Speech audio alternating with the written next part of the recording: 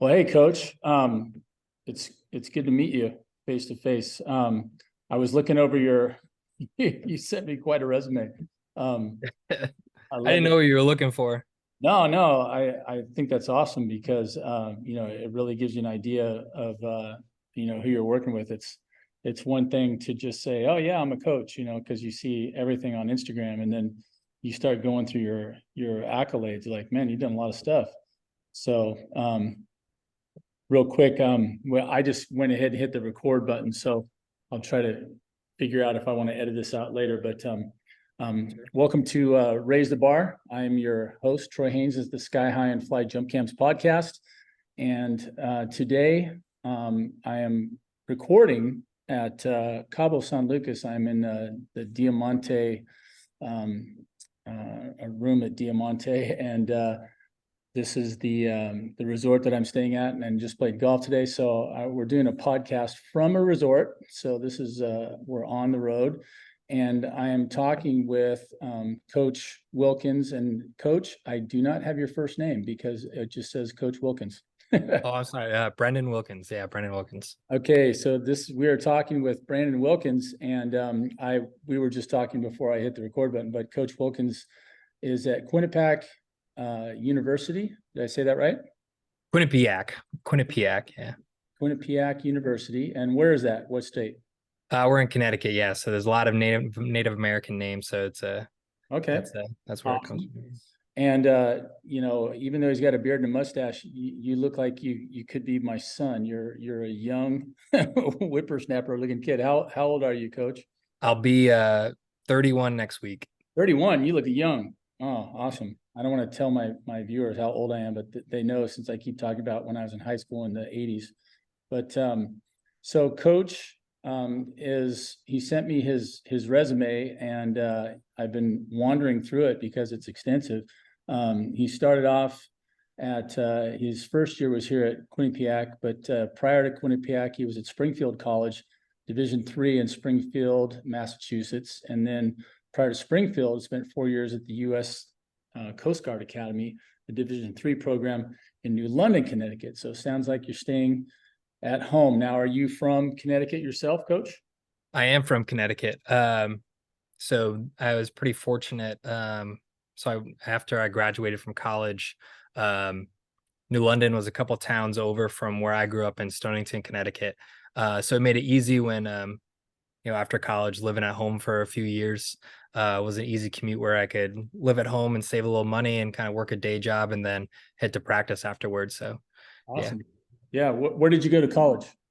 I went to Ithaca College. It's in like central New York in the same town where Cornell is. I've heard that name before. Yeah. Okay. Ithaca Cornell. My wife went to Cornell and got her MBA in business. We both went to UCLA, and then she went all the way to the East Coast and went Ivy League on me. We were that was before we started dating again, like 30 years later after college. So Ithaca, awesome. And then what events did you do there, Coach?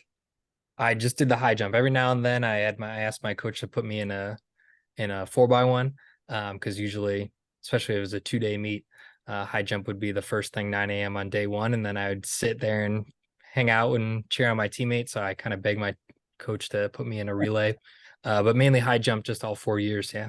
Okay. And what was your personal best in the high jump?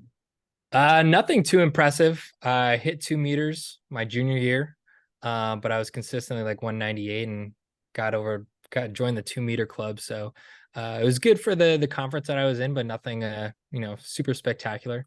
And Uh, what division was Ithaca in? uh, that was Division III. Yeah. Division III. Okay, Ithaca, New York. I've heard Ithaca, New York. So what else are they famous for? Because if it isn't track and field, I keep hearing that name in other contexts. Is it for another sport? I would say probably football. It's like they call it the biggest little game uh, in the world uh, for their rivalry with Cortland State. So they have a big football rivalry. So it's historic football school, but um, I mean, now the athletics is huge now. So, I mean, Right. the rivalry is pretty big. This year they played the rivalry game at Yankee Stadium, which was awesome to Nice. see. Oh, Uh, 2 years ago, 3 years ago, they had it at MetLife Stadium. That was like the first year they did it, because usually it was just at either at Ithaca or Cortland. Um, and now they've been expanding to those bigger stadiums and breaking a lot of attendance records. So it could be the football team. yeah. Um, they had a good year this year too. How awesome is that though, to play in that's when you say Yankee Stadium, that's the one that they're no longer playing in, right? But that the old Yankee Stadium, or is that the new part? The brand new park, yeah, it was awesome. I mean, it was like I said, they first did it at MetLife, and that was really cool. But then to see them playing, I mean, and I had been to, I've seen the Oakland A's play. I'm sorry, and obviously they play at that stadium, and the Raiders used to play Right. there. Um, but kind of seeing the football stadium where they're, on the 50-yard line where the, second base is supposed to be, it was kind of weird to look at, but and it was awesome, and it was cool because a lot of alumni get excited and get to go to those things. And I mean, attendance is always huge, and we Yeah. have a big alumni population out in New York City, and it's obviously easy to travel to. So it was cool being in that stadium and having it decked out, like all they, Right. had all the flags and stuff changed to Ithaca and Cortland. So it was cool. Awesome. So where you're talking to a total left coaster. So where is Connecticut in relation to New York, where you went to college? Um, so it's about where I live is about, it was like a 5 hour drive. So Connecticut's um right in between of Massachusetts and New York. Um, so we're right under Massachusetts and right to the right of New York. So it's about a 5 hour drive to uh to Okay, school for 4 years, close. five, Yeah, 6 hours. I'm at least that far away from San Francisco when I'm at home in Santa Monica. So same state and a long drive in between big cities. So I'm 2 hours from San Diego. I'm like an hour and a half from Santa Barbara. You know, 5, 6, 7, 8 hours, depending on how fast you drive to San Francisco. So yeah, um, still a large place. This world we're living on. So all right, we've gotten through all the little things. Now, I wanted to talk about. I was looking at your feed and I saw not just a high jump, but you work with high jumpers, long jumpers, pole vaulters, triple jumpers. I saw javelin in there. So how does a guy that's just a javelin coach go to all these events? So yeah, when I graduated and decided to get into coaching, um, I thought as I'm just gonna go to the high jump, and I was applying to jobs, and with no experience, it was kind of tough to uh, get a lot of opportunities. And luckily, the head coach, Ethan Brown, he's still the head coach there at the Coast Guard Academy. He gave me my first opportunity, and still going into is I'm just going to coach high jumpers. I love high jump. That's all I ever want to coach. That's what I love. And I get with my first group, and I have one high jumper and four pole vaulters, Right. and like three, long and triple jumpers. So I was like, all right, well, quickly realizing that if I'm, going to make a career out of this, I should probably pick up a couple more events. Um, so it was the first couple years for me are pretty big, learning experience, and I contribute a lot to that to the head coach. Ethan, one of the things he told me, knowing that I was my first year coaching, he's like, when you're done with your practice, go watch throws, go watch my practice, go watch this in practice, learn as much as you can. And knowing that I had a lot of pole vaulters, we had someone come in and volunteering, and I would just kind of watch them and see what they do and try and find connections there. I would go to kind of local high school clubs and just kind of sit in on practices and just kind of watch them doing what they're talking about, what they're looking for, what they're working on, and trying to put it to what I see. Um, and I would say the biggest thing that kind of helped me was, just trying to find as many commonalities as I could. And I think especially for the jumping events, there's so many different ways you can train them all the same. And I still stick to that today, where all of my, for the most part, I would say 80% of the time, all my jumpers are doing the same thing, whether they're high jumper, long jumper, triple jump, pole vaulter. So kind of always had that attitude throughout my entire career, just trying to find commonalities throughout all the events, and trying to make that work. And then as well as, I had a lot of good mentors that kind of pushed me to different coaching educations. And I just dove into that as much as I could, reading as many articles, watching as many videos, um, taking different certifications. And I've been doing that as much as I could the past 10 years, not being afraid to slide into people's DMs and ask them questions. Right. Because I just would always try to remember that they were in my shoes at one point.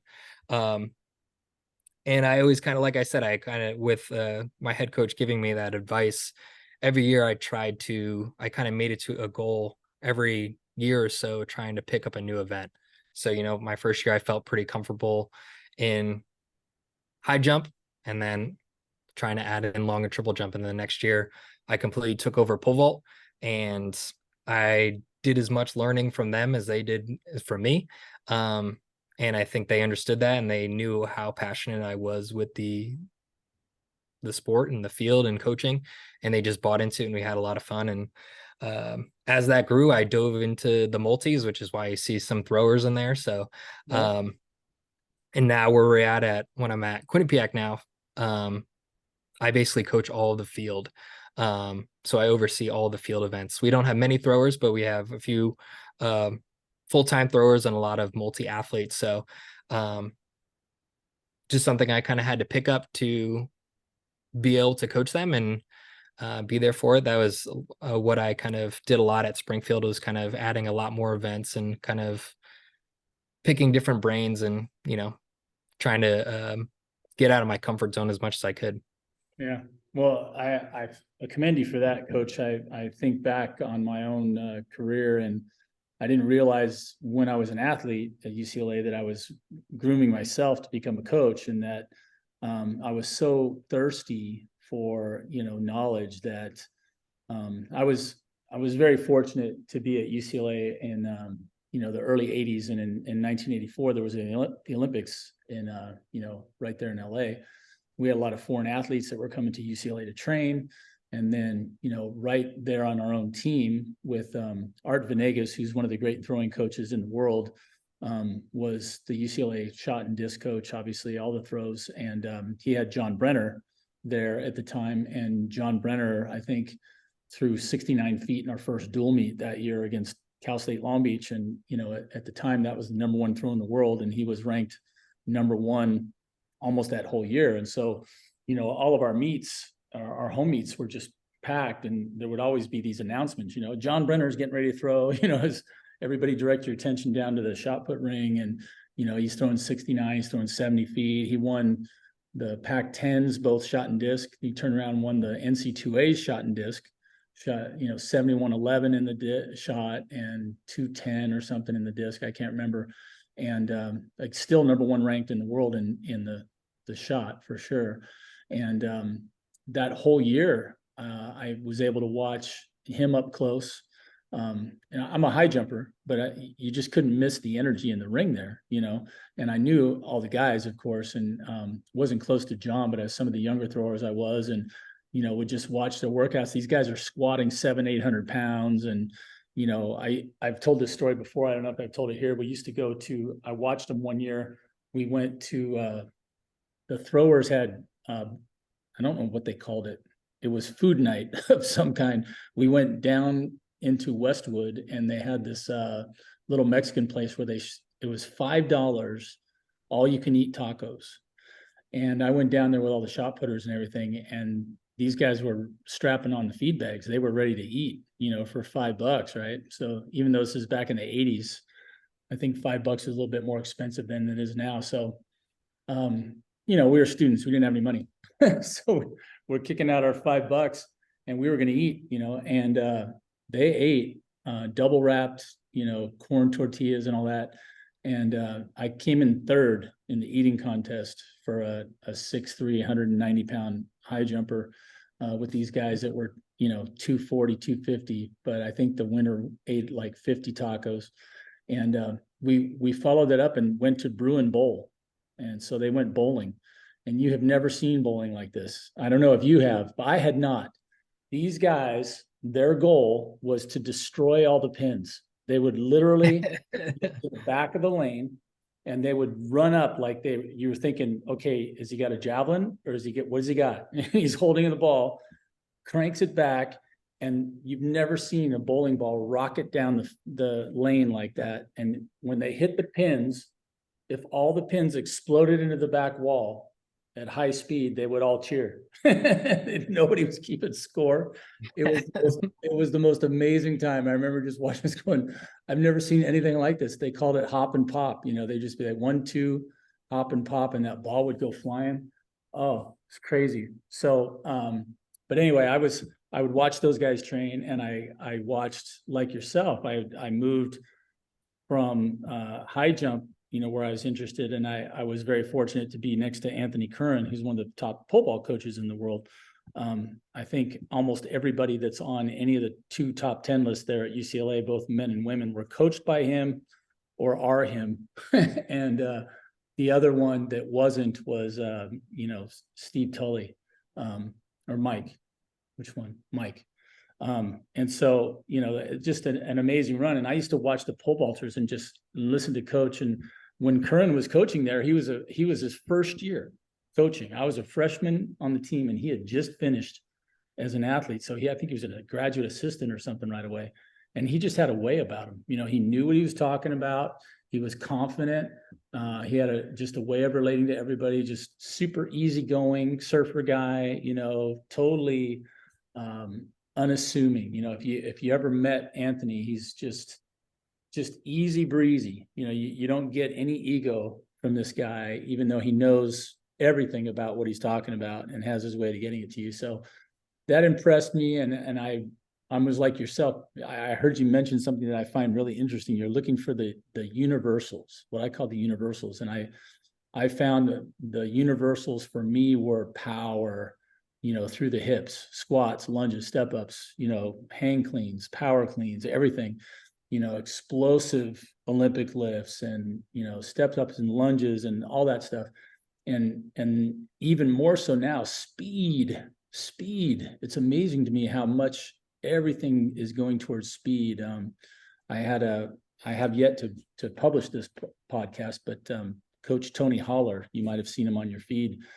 He's in Illinois, and he has a philosophy he calls Feed the Cats. And he talks about how everything is speed, right? Everything is speed. He says his guys don't run farther than a 200. They run a lot of hundreds. They do a lot of flying work. And he's all about miles per hour and a lot of rest and no shin splints. And I'm like, where was this guy 30 years ago when I was training?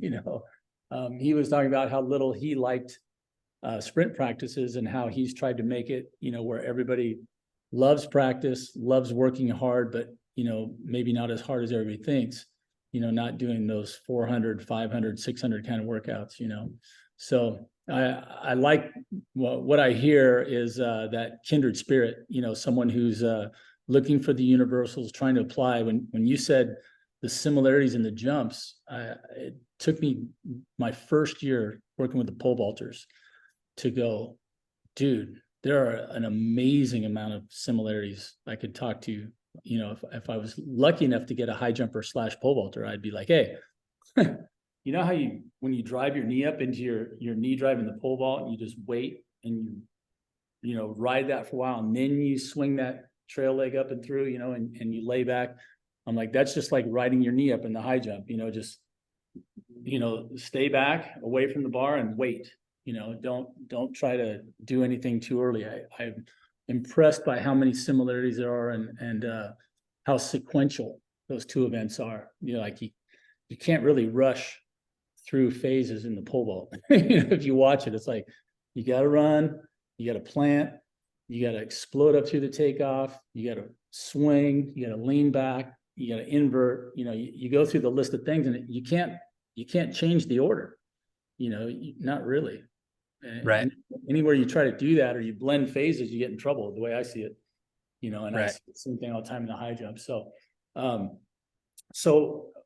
as you're going along now, at Quinnipiac, what is your goals, both, career wise and, what would you like to do, at this position? Do you want to become a head coach?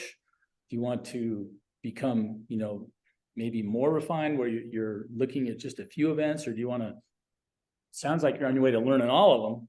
So what do you have in mind coming up? I don't know. It's changed. I would say it's definitely changed in the past year. I would say, um, if you asked me this time last year before I got to Quinnipiac, and I was just at Springfield for 4 years, and we had a very large team. We had both the men and women's team, and had about 115 people on the team, both men and women. And in my jumps group alone, I had 25. So I felt like I was almost, and that's kind of how we treated it, is like each group was almost its own entity. And I felt like I was almost kind of prepping for, a head coach role. And that was kind of that's where my sights were last year, is, I would love to be in a head coach role. Um, but I felt like the thing that was missing was kind of the unity within all of the groups. We would come together at championships, but a lot of times we were very separate. And when I got to Quinnipiac, which is a much smaller team, we just have a women's team on the track side. It's a much more unified team because we're a lot more small, and now I like my role. I like being the assistant, whereas I feel like I've gone through a lot of different phases of how I approach coaching, and I feel like this year I've been able to kind of blend together. I feel like I was different coaches, a different coach at Coast Guard, a different coach at Springfield. And I feel like this year I've been able to blend it together, and I like my role that I'm in now, and maybe continue that. And at Quinnipiac, definitely our goal now is we're always in the hunt for a conference championship on the track side. We just won our first cross country championship. I believe, and it was it. Last time we won was 2015, I think. So it's been almost 10 years since we won. And on the track side, the year before I got there, they lost by a half point, I believe, indoors. And then this indoors, we lost by 14 when we were supposed to lose by way more than that. And so right now, my goal is to help our our team to continue to grow and win that conference championship, and continue and become a dominant force in our conference. And then we'll kind of take it from there. I could continue to kind of raise in the ranks in at the Division I level, or kind of I could go back to Division III and be a head coach. But I feel like it's been changing. So I really like where I'm at right now, and I'm enjoying being at Quinnipiac, and this is a place I feel like I could be for a little while, and then I don't know, we'll see. We'll Yeah. see. Yeah, I asked the question, not just to fill the time, but it's weird. My goal through coaching has been completely haphazard. I mean, most people would probably argue that's like my whole life in a nutshell, but I'm like, I didn't have a plan. Like, you want to talk about the ultimate no plan? I never really thought about coaching. So I've said that on my Instagram site, on my bio. I said on my website, a little sidelight. It's like I never really thought about coaching. I didn't realize when I was competing, at a relatively decent level, I got to jump. Like I've stated in a couple of places, I got to jump against 3 different world record holders in the high jump, from Sotomayor and Dwight Stones and Zhu Chinhua, who came over here to the States and jumped at Cal State LA. I had some great opportunities and a lot of fun, but never really went that far. I mean, I made it to an NCAA championship, but never traveled abroad, never made any big teams of any kind. I remember I've read all those things, you read about what people have done and this and that. It's like, well, I never really made it that far. Never went to Europe and, did that thing. And, so, and I kind of kept putting my money or my eggs in the athlete basket. Like I held on till 1992. I was 28 years old before I decided I was done. And then at that point, I just quit. Like, I didn't do track and field. I didn't do anything. I just went and got a job. I started teaching, and, coaching was just kind of like, okay, yeah, I'll give that a shot, but didn't envision it as a career. And I'm regretting that now. I wish I had a little bit more vision at the time and maybe a little bit more ambition to do that. I ended up coaching almost immediately, but I was coaching at a junior college, and, there wasn't a lot of money there, and I didn't see it as a career, so. But yeah, the coaching at the JC level was right after I graduated college. So I was still 22 or 23. So I was still training and jumping and, doing a lot of other things, and didn't see a great future there. So I'm always curious to see, how other people, came to where they're at in their coaching, and how did they find their motivation, and, this and that. Cause mine was just, like I said, just, I didn't realize I put in a lot of good work. Like you talk about internships for other jobs and all that. I mean, I went to UCLA, I saw some great athletes. I learned a lot. I took a kinesiology major.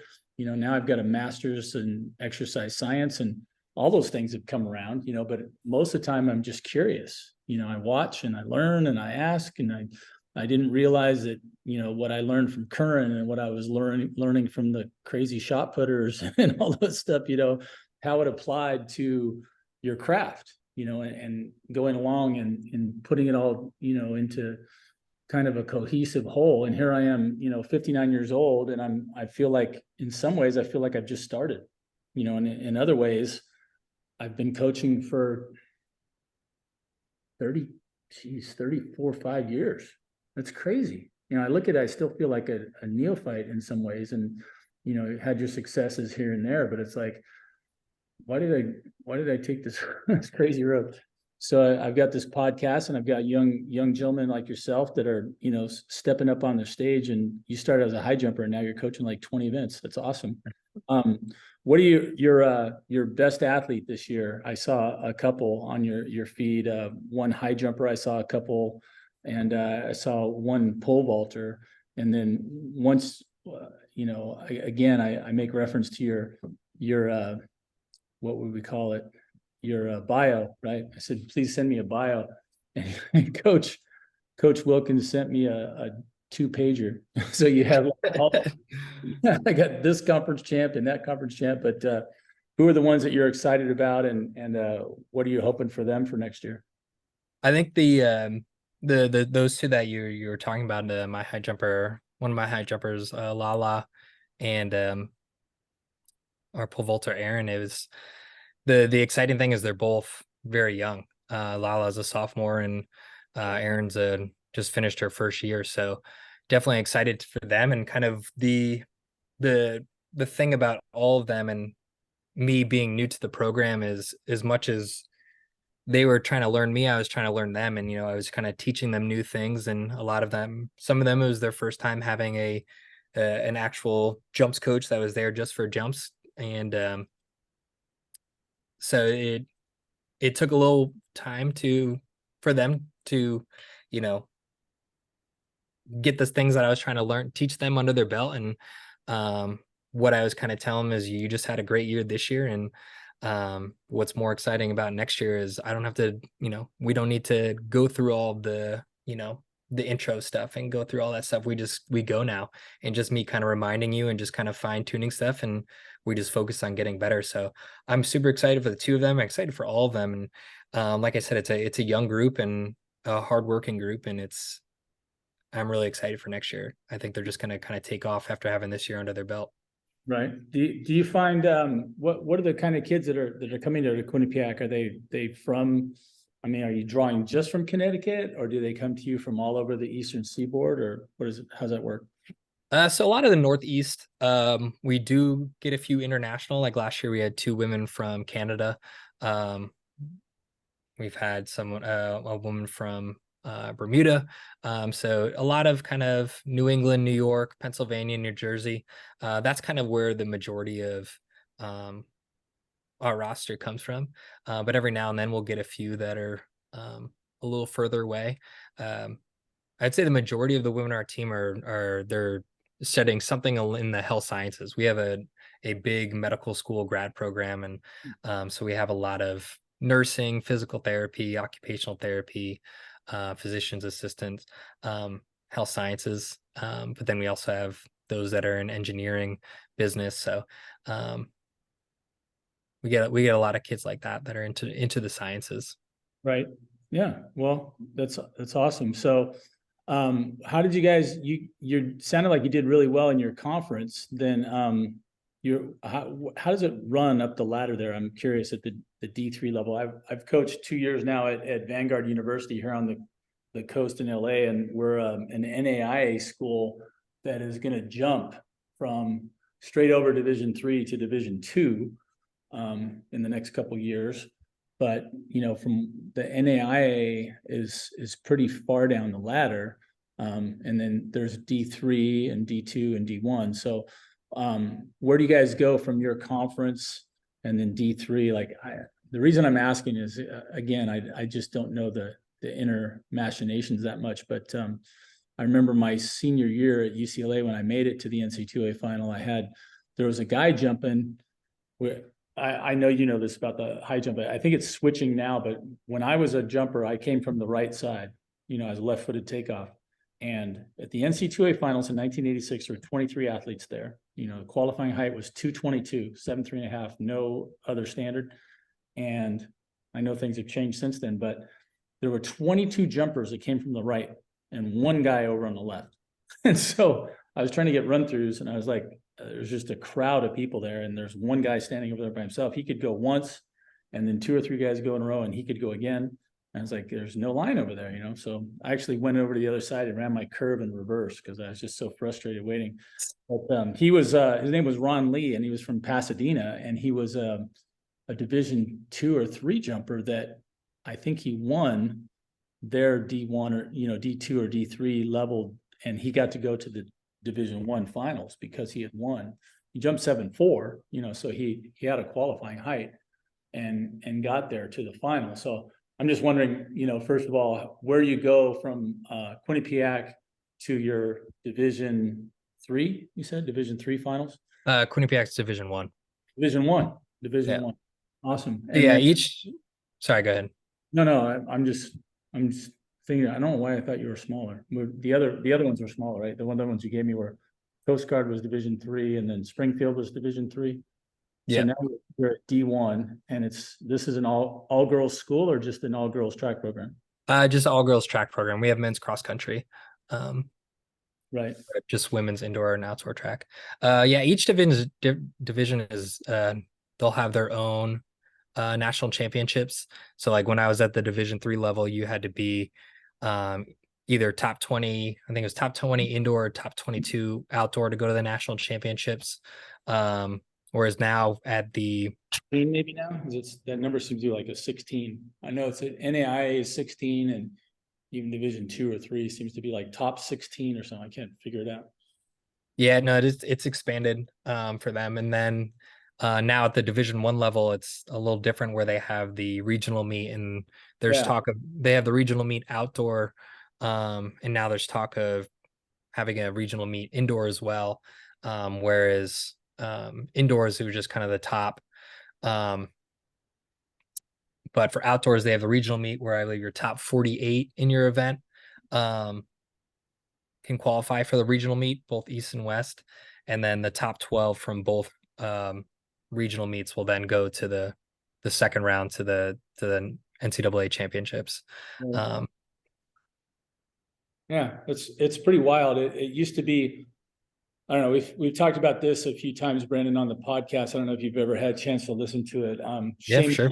Shameless plug here for the Raise the Bar podcast, because we're in it and listening to it. I forget kind of where we started, but it comes up a bunch of times when you get people that are passionate about what they're doing.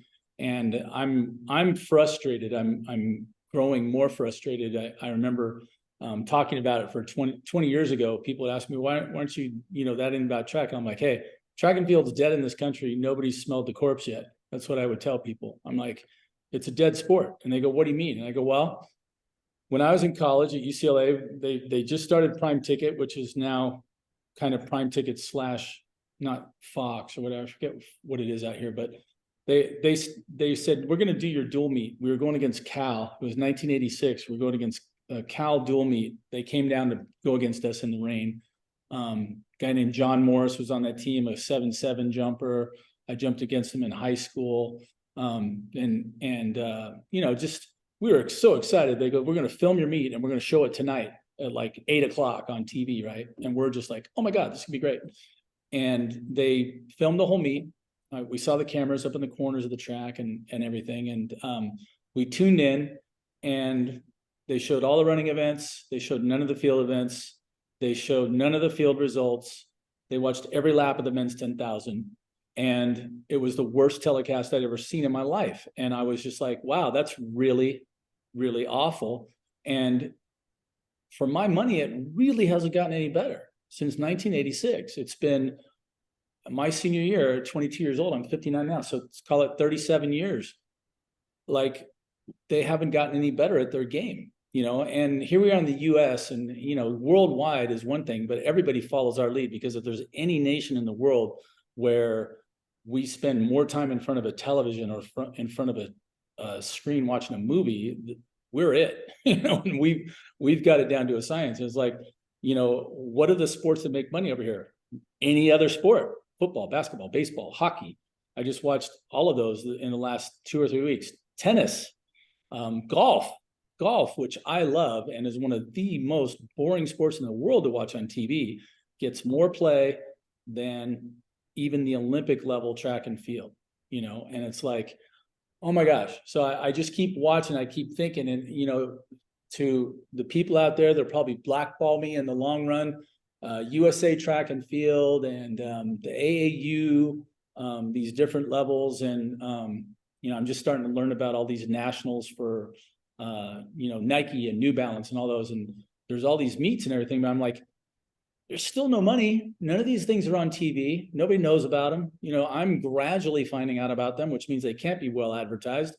And let's get us on TV. Let's put out a quality product. We have arguably some of the greatest athletes on the planet doing amazing things all the time. And nobody knows. Nobody knows.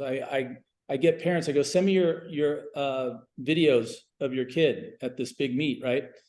From their meet, there's a junior Olympics qualifier. We're right at the end of the season. So league finals, state finals, right? And they're like shooting them from the stands. And I'm like, you couldn't get any closer? And they wouldn't let me on the field. I'm like, it's like, let's just shoot ourselves in the feet over and over again. Can we get on TV? I mean, I shamelessly ask people, I go, do you want me to post your videos? Do you want me to post your high jump videos? I will happily promote you, and I will happily tell the world about you and what you're doing. And, I've got a little like 6-year-old girl on my site doing backovers. Mom brings her to me for Junior Olympics. I'm just like, this is great. She's like a little technician. I show her stuff on film and she's looking at it like she's got a degree in biomechanics. And, I'm stoked about her. And I'm like, but nobody's going to know because it's not on TV, So right. That's my rant. It's been going on and on. We've had, different people on the podcast. My former coach, Alan Hankel, who used to coach Doug Nordquist, had Doug Nordquist on here, jumped 236, bounder 236 in the 84 games. Leo Williams, who was an alternate on that team. I'm hoping to get Mike Powell, my old UCLA teammate, the world record holder. Kevin Young, former world record holder and Olympic gold medalist in the 400 meter hurdles. And we just talk ad nauseum about how can we fix this? How can we make it more? I don't know if it could be more exciting, because it's exciting when you're watching it, but how do we package it? How do we get it on TV and to make it a sport that isn't dead, where nobody's smelling the corpse yet? Right. I think right now, like, especially with social media right now, I would say that if you are in the track world, like, there's a lot of really exciting coverage for track. But if you're not in the track world, because social media will have the algorithms, right? If you like track, you're going to see a lot of track stuff. But obviously, only the track people are seeing the exciting things. And I listened to when you had Jeremy Fisher on. Yes. I listened that a while ago, and I know you guys were talking about that, and it's tough. I mean, obviously, I'm pretty biased to the field events, and the ones I feel are the most exciting and the ones that probably get the least amount of coverage. And the meets that are on TV, right? They're on, right, ESPN3, which, you have to be Dodgeball. fortunate, ESPN, to have. like Um, dodgeball. right. Yeah. The Ocho. I mean, it was nice. Like when I was watching the world championships this year and I wanted to watch high jump, they had a separate camera for that. But I would say kind of and I've seen people talk about it on Twitter and different stuff is I would say the big thing that track needs to do and someone that has the money to do it and the know-how is, right. There's so many different Netflix series. Like Formula One, like car racing is huge right now because they have like a documentary type series that follows certain racers around and people get invested into them and see them and what the ins and outs of the sports. And same thing with golf, same thing with tennis. There's so many where, just kind of follows athletes around and sees their daily lives, sees them as people and kind of gets them interested in it. And I think there's so much that goes into track that people don't even realize. Like my friends that aren't, I had one of my good friends, and I'll never forget. I remember it was around the time when I think it was when the Rio Olympics were on, and there was a commercial and Ashton Eaton was up, and I was just looking at it and I just said to him, that's one of the greatest athletes in the world. And he looks at me, he's like, I know like that you're a track person, you're biased, but track is just like running and stuff. Like there's no way he's better than a football player. I was like, track is running and jumping and running and jumping and throwing. Like, Yeah. and I can't tell you how many times when I have told people I'm a high jumper and they say, "Oh, that's the thing with the pole, right?" I'm like, "No, that's pole vault." So and right, and I think that's what just people don't even realize sometimes that there's other events outside of the track, just because they don't necessarily get covered unless like they cut to the top three jumps of the day. But I'd be really interested. I would eat that up if there was some type of Netflix kind of documentary series or something Right. like that just followed athletes around and you see the struggles of their daily lives, Yeah. um, their ups and downs with their Reality performances. TV. Yeah. Exactly. And Yeah. and I think it would help our athletes too, where, when they see them compete is on the big stages and they see the glitz and the glamour, but they don't see that they're going through the same adversity and setbacks and frustrations that they're the exact same ones that they're going through, you Right. know. And I think that would help them relate as well, where whenever they see their favorite athletes compete, they're doing their best, but they don't see them in the training room, having bad meets because they're not highlighted. But I would love to see that. And I think that would really kind of help elevate and bring a lot more eyes and attention. Um, Yeah.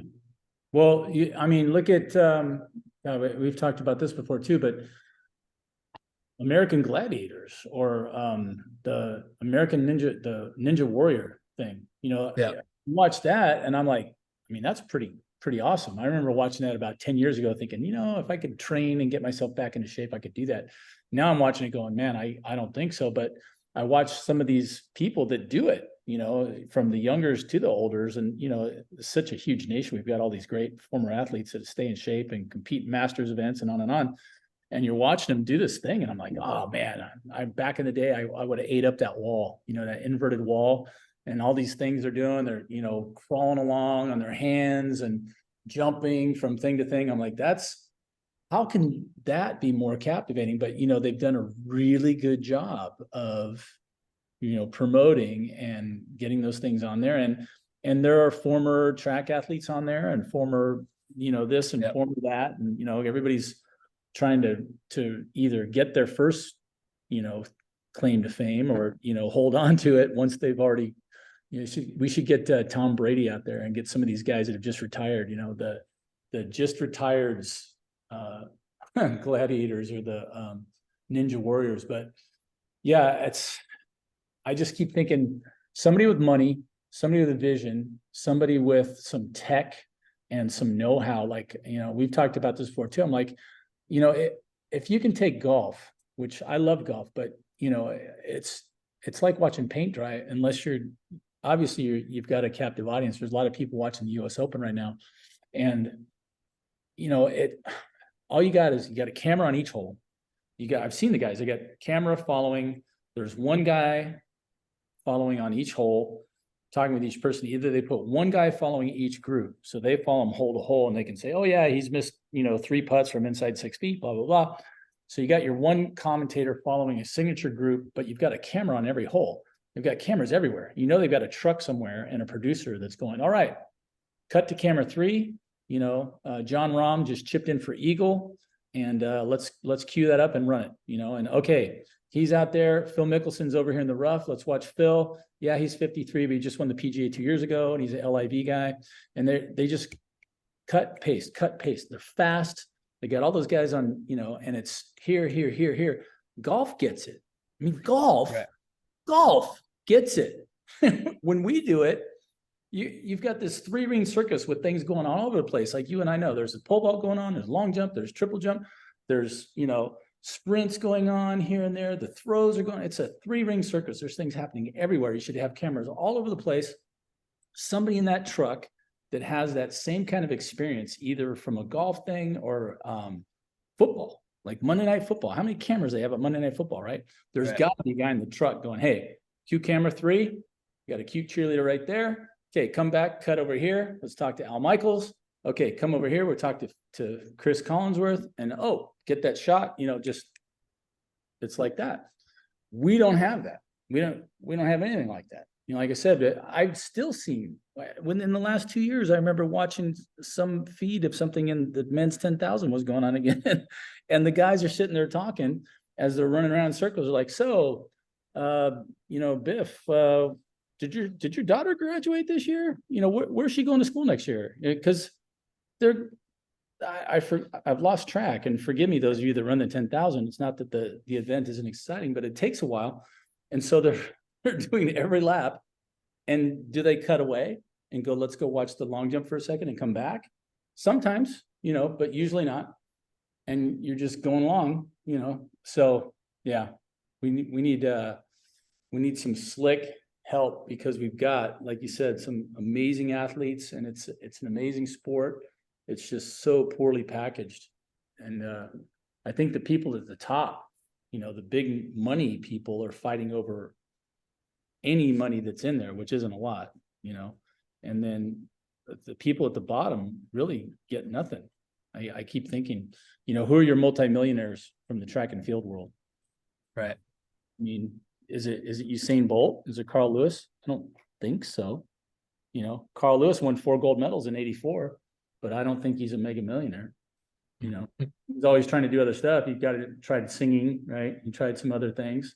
Usain Bolt made one commercial that I remember. He did his pose, and that was it. No speaking, you know. And God bless him, he's from Jamaica, you know, and you know, they didn't give him a speaking part. He was just doing his pose. And those are the best in the world.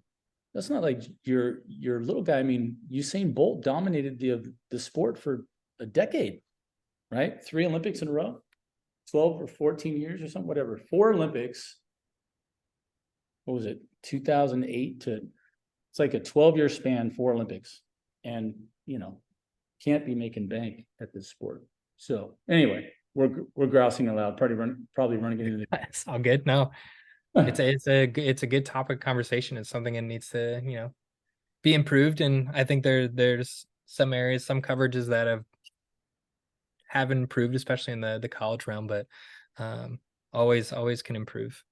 I'm thinking about taking, you know, my camera, my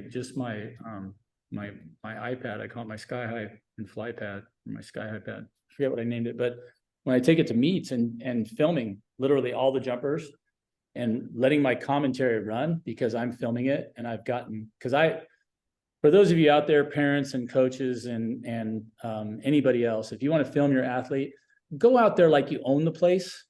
Do not wander out there and go, can I take pictures? And they go over there and hide, you know, over there in the bleachers somewhere. Just go out there like you own the place and go. If you want to lie, say, I'm from the local, you know, what do you call it? Cable network. You know, I'm here filming the event, and get all the film and all the commentary. I'm thinking I need to do that. And just go, okay, here's some guy. I don't know who this is, but he's the first guy up. The bar's at 6 feet. Looks like he's from, okay, Norfolk. All right, he's from Norfolk State, and here he goes, you know, and just like do the running commentary and everything, and then post it on Instagram later, or on maybe YouTube, you know, as whatever meet I was at. And here you go, because then you get some commentary and some decent angles. Again, those of you that are out there filming videos of your kid, if you're in the stands, it doesn't matter. You're going to send those videos to someone to help you and your kid improve. God bless you, because that's a great enterprise. But that angle from the stands, straight up from the nosebleeds and across the field, they're not they're not the best informative shots. They're better than nothing. But get down there on the field and give me that straight down the bar shot, one way or the other from either side, and I can help you a lot. And then you're getting some quality videos, and we'll turn it into some top grade programming. So, Coach, on the personal side, you married, you got kids. What do you got going on there in Quinnipiac? Yep, married. I was married in August of 21. No kids yet. Maybe soon, but yep. Married my wife here. We live just outside it. We're kind of in the middle of state, so we're about 30 minutes from campus. But yeah. Nice. She's enjoying the season being off and me being home a little bit more. Is coaching a full-time gig? Do you do anything else?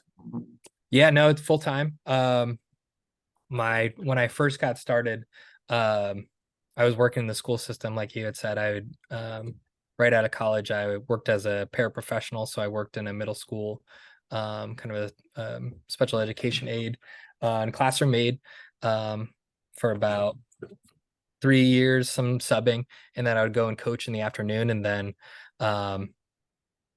as much as I love teaching, I just didn't think I could do it anymore. I was kind of losing my sanity, and it would kind of bring my anger to practice, or sometimes practice was my only kind of my peace of mind. And then once I got to Springfield, that became full time. And yeah, sometimes I would run some camps over the summer. But yep, but now just kind of full time working with Quinnipiac. Some of the caps are frustrating. It's another thing I've been kind of interested to talk about. I've had this thing happen to me for a couple of years now, where my season ends, and every year now I'm starting to get an earlier adjustment period. I'm like, okay, summer's coming, and I need to do something over these 10 weeks. Do I need to just decompress and take the summer off? Should I work? I get some clients that their kids just didn't have a great end of their season, so they want to train. And then you've got the Junior Olympics crowd. They start coming in. But your really good athletes are doing other sports, and or their families are going on vacation. So everybody leaves on vacation, or they go into basketball or football or volleyball, whatever it is, soccer, anything other than what you're doing. And I've tried to make these summer camps, and I'm just like, summer camps just don't work for me. It's like, not only am I a little burned out, I'm not really looking to make it work, but it's like, it's just tough, to get it going, at least, as a single coach. And I'm really have fought trying to put together a track club. I don't want to be a track club. I don't, and I really have never had that same urge that you had to be the head guy. I've done it once, and I'm not an administrative type. So I am way better at doing the coaching stuff than I am at doing the minutia, and here, figure out what the schedule is going to be. Here, figure out the buses. Like, but we got to take a bus. Can't the kids walk? I'm just the worst person in the world. I need to have a complete machinery already set up where I can say, okay, I want to delegate all of this to my secretary, and you tell me where I need to sign. And after that, we're good to go, because I'll do the coaching, So yeah, as much as the camps, it was fun, because it was a good opportunity where like I ran it, and then I just hired all my friends who were also young coaches, and we got to hang out for that week, and they stayed at my place, and we just crashed and kind of hang out.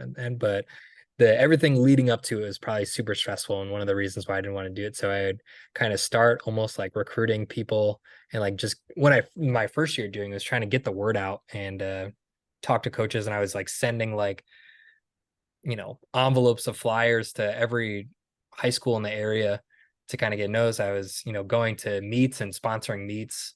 I think I sponsored a conference championship. It just sent up a tent just to get people to sign up. And as the summer was going through, it was just kind of like, is anyone even going to show up? And did I, just invest all this time and money? And it's not even going to be anything, or we're just going to have two people. And I think the first year, just me and my buddy, we kind of put it together, and yeah, kind of like, what are we going to do every day? What are we going to do for lunch? What are we going to do if it rains? So all these things had to like kind of go through, and then, we got to get shirts.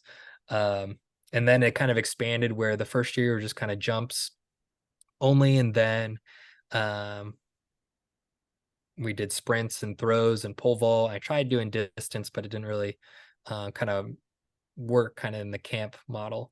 But then it went like, what am I going to pay everybody? So it was kind of stressful. And then it kind of led right up into 2020 into COVID. And it was like, there were so many restrictions where I was like, we're just not going to do it. We're not even going to try. And then I never went back, and it's been fine.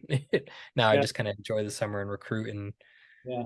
do my projects. COVID's like a dirty word, man. I keep looking back and I'm just like, oh, I hate COVID for so many reasons, and it's not a sentient being; it's just a germ. And I was like, but Yeah. in 2 or 3 years, what that year, 2019, I had 3 kids went to the state meet in California. 2 of them were on the podium. One of them was coming back as a senior the next year, and he took a really good jump at 6'10" at the Masters meet. And then we trained all through the fall. He goes out to his first dual meet of the early season, jumped 6'10", and the week after COVID hit, and that was it. There was no. He was the state leader. Kyle Jenkins, who's now at Cal State Long Beach, jumped 6'10" and was state leader and one of the national leaders because it happened so early. But I had him pegged to jump. I thought he jumped 7'2" by the end of the year. He's super talented kid, and still pressing forward at Cal State Long Beach now. But he went to San Jose State back in the day. But I just remember, just from that time on, the training, trying to find a place to train, all the things that have happened. I mean, it's kind of turning into a blot on the windshield, like a distant memory. Yeah. I'm trying to Trying blot to it out. forget it. I hated everything I mean, it probably taught me a few lessons along the way. I still have my immunization record in my wallet. Yeah. I had to bring it with me to UCLA games. We went for both football and basketball, my wife and I, and oh God, hated it. But yeah, I could see the difficulties in doing Yeah. this. I would say that, like, from a coaching perspective, it was kind of like it was absolutely one of the worst moments of my life. And then, but I also felt like I got a lot from it. Like, going into that, like, that indoor season was probably one of the best seasons I had in my career at that time. And I had qualified 3 individuals for the national championship, and I had 2 more that should have probably been there. So we got there, we just got off a championship, and we flew down in North Carolina at the JDL indoor facility. We had been practicing there all week, and then, everyone could just feel that things were, escalating. Like, there was a lot of different rumors, and like things were getting canceled around us. Like, teams were showing up and then just leaving. We're like, oh my goodness, what's going on? We're getting there, and they cancel like the banquet. We're like, all right, so it's and it's was it the Thursday before? So we were at the track doing our pre-meet, and I'm getting my multi ready to go, and my pentathlete to compete in her first national championship. And we're doing pre-meet, everything's good. We had a great practice, get in the van, drive back, and then we're just like, all right, what are we gonna do the rest of the day? We're like, all right, well, let's go play some mini golf. So we brought the whole group. I had a woman in the pentathlon, woman in the high jump, guy in the triple jump, and then we had a guy in the 200. It was myself and the head coach and another grad assistant. And we went and played mini golf, playing there, have a good time. We're joking around, we're taking bets. And, my triple jumper was like, if I sink this putt hole in one, I'm going to be a national champion. He did it. And he's like, he sinks it, and he starts chasing, running around and screaming. And then I noticed our head coach kind of walk away and kind of disappear on the other end of the mini golf ground. And I see he's on the phone, and he's looking pretty stressed, and he comes back, and he's like, that was the athletic director, and our outdoor season was just canceled. Wow. And I kept asking him, he's like, we're right, the national championships are still on, we're still good to go, right? And he's like, as far as I know, like, everything's still on, we're still good to go. So we pack up, and like, that's kind of what we talked about. like obviously the mood was dead. No one wanted to, we didn't finish the round of mini golf. Yeah. Like everyone just wanted to leave. Oh, Um, and we get to the back to the hotel and we're like, all right, like, this sucks, but we have this one last meet. Let's give it our all, give it everything we got, because there's nothing left after this year. We're down the lobby. We say that, and we're like, all right, we're gonna go shower, get dressed up nice. We're gonna go out to dinner, so we can, get our minds right to go. Our athletes get into the elevator, and the head coach and I are there, just kind of just like not really know what to say. And we see on the TV that they're posting like tweets of how the national championship had got canceled. And that's how we found out, was oh, on TV and people on Twitter talking about it. And we just sent them up and just kind of, hyped them up and kind of gave them a good pep talk. And now we have to go back upstairs and knock on the door and tell them everything's canceled. So that was awful to be there, and then to kind of open the door and look them in the eye and tell them that everything they worked hard for was over. yeah. Um, and of course the hotel was about to get flipped up upside down. Everyone was freaking out, and we told them it was rough, and we kind of went into our hotel rooms for a little bit. I cried in the shower for a little bit and came back out, and then we kind of just made the best of the rest of the trip and went back. But it was tough. And then I just kind of, I told them, and what I kind of told myself is, we have this extra time. I'm trying to utilize the most as best as I can, and try and learn as much as I can. So when we do have the opportunity to compete again, I'm going to put them in, the best position that they possibly can. So I just did a deep dive in all coaching and, biomechanics, and talking to different coaches, and doing as much, professional development as I could, and came Right. back and had a great season. That was kind of the motto. It's like, we can either be bitter about this, or we can be better about this. We can either get, 6 months ahead, or we can get 6 months behind. Yeah. So that was kind of the mindset that we did. Um and that's kind of what we talked about. And we came back and we had countless PRs, and it was awesome. But it was a rough turning point and rough time, but I feel like it really helped me to take time and, debrief and kind of develop as a coach and get as Yeah. good as I could. That's amazing. I sound negative now. I mean, at the time it was a shock, and then, everybody kind of withdrew for a couple of weeks, but then, I had different coaches and, clients, parents that were like, what are we going to do? It's like, well, we can find some. I trained people in parks. Yeah. We could not find anywhere to train. So it was like, there was one pit that was open down in El Toro. And we would go down there. I had to bring my own standards and a bar, which prompted me to call Guild Athletics and find out if they had a three-piece bar, which I don't even know what made me think of it, but they actually did. They had a bar that broke into pieces. So I bought one of those, and I told them I would pimp for them on my site and tell everybody about their 2 or 3-piece bar. So I got a little discount. And, but it was crazy, that time, it was, in some ways it was kind of fun, because there was nowhere else to go. I had some former athletes, and like I said, parents and clients that would say, where you got, coach? And I'm like, well, I don't know. I got this place down in El Toro. And for some people it was an hour and a half drive, and they would, they'd come down.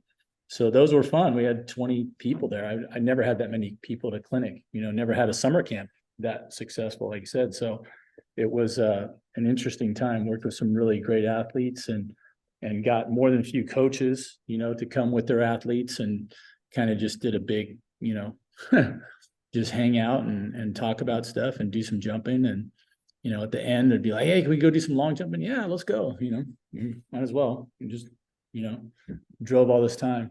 Well, hey, listen, coach, I appreciate it. I know you're getting late over there. It's 6:35 here in Mexico. And you graciously came on and gave us your time. Let's definitely stay in touch. I'd like to talk about, I keep mentioning this to people just to see, because like I said, I'm not a great logistics person, but I would love to take sky high and fly jump camps on the road, to visit places and, you know, work together with people that, you know, have a common goal, and that goal being, let's elevate, you know, track and field, not only just performances, but the sport in general, to where it's more in the mainstream of the the public eye, right? So people know the great work that you're doing there with your athletes at Quinnipiac. And again, thanks so much. I love your passion. I love watching your posts. You know, if you got to hire some people to do all that work for you. I know with me, I'm my own everything, you know, secretary and Yeah.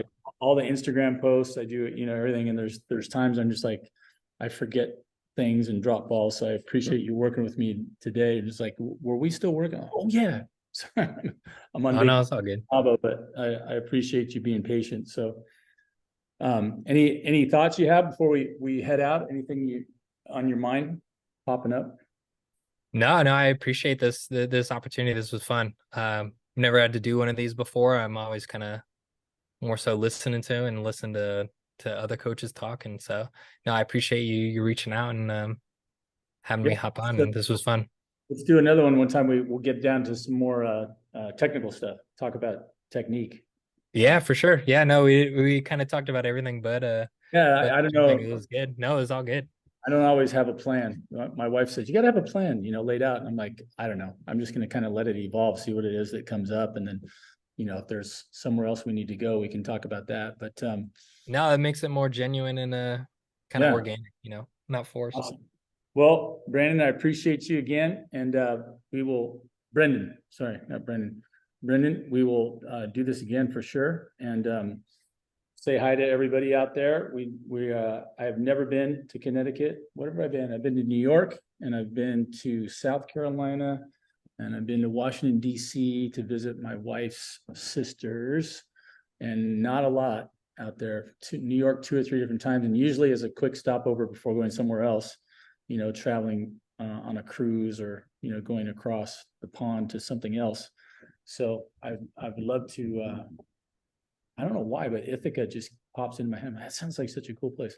I always think like lacrosse, like you're saying lacrosse or soccer or something, but all right, sir. You have a good one, and we will keep in touch. Talk soon. All right. I appreciate you. Have a good one. All right, you too. Bye. That was Coach Brendan Wilkins. He is at Quinnipiac University, Division I, women's track and field only. Has several highly qualified athletes there that he trains. Saw numerous long jumpers and high jumpers and pole vaulters, in particular high jump pole vault, but also long jump and javelin. And he has his, you know, he's coaching a lot of events there, wearing a lot of hats. And but he seems to have a lot of energy and is growing in his craft daily, working with, you know, giving so many opportunities to learn. So probably as busy as a one-armed paper hanger, as they would say. So until next time, this is Troy Haynes, the host of Raise the Bar, the Sky High and Fly Jump Camps podcast. We will talk soon. Looking forward to getting Mike Powell, the world record holder in the long jump, and a former teammate of mine at UCLA. Both of our senior years were 1986. And I actually got to jump against Mr. Powell in the high jump in high school. So we're looking forward to that. He has told me he will come on. And if he doesn't, we'll use this to shame him. So until then, stay tuned. Listen for our next podcast coming up. We've got a few that are still being processed. Jonita Brinson spent some time with us a while back. She's a great young coach. She's going to be coming up here soon. We had Tony Haller, who, with his Feed the Cats philosophy, is coming up soon. We've had Sue Humphrey, the coach of Charles Austin, who jumped 7:10.5 and set the Olympic record while winning the gold medal back in 1996 in Atlanta. We've got Sue's already done and waiting to publish. So many other podcasts have been finished, but haven't quite made it out there yet, and they're coming up. So until next time, this is Troy Haynes and Raise the Bar signing off. Have a good one.